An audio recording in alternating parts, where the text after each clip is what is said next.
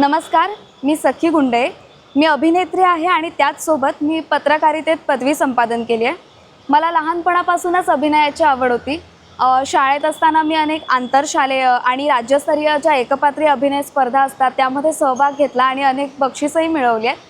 त्यानंतर मी रुईया कॉलेजमधनं माझं graduation complete केलं BMMमध्ये. रुईयामध्ये असताना रुईया नाट्यवलय आणि मराठी वाङ्मय मंडळाशी माझा संबंध आला, जिथून मी अनेक आंतरमहाविद्यालयीन एकांकिका स्पर्धांमध्ये सहभाग घेतला. INT सवाईसारख्या ज्या गाजलेल्या एकांकिका स्पर्धा आहेत त्यांचा मला अनुभव घेता आला आणि बरंच काही शिकायला मिळालं. त्यानंतर मी 1 वर्ष प्रहार न्यूज एजन्सीमध्ये वेब एडिटर म्हणून नोकरी करत होते.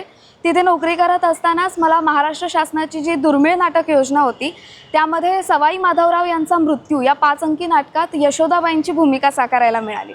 आणि प्रहारमध्येच नोकरी करत असताना एक छान मालिका माझ्या वाट्याला आली, ती म्हणजे थोडं तुझं आणि थोडं माझं, जी सध्या स्टार प्रवाहावर सुरू आहे आणि त्यामध्ये मी आभाचं पात्र साकारते.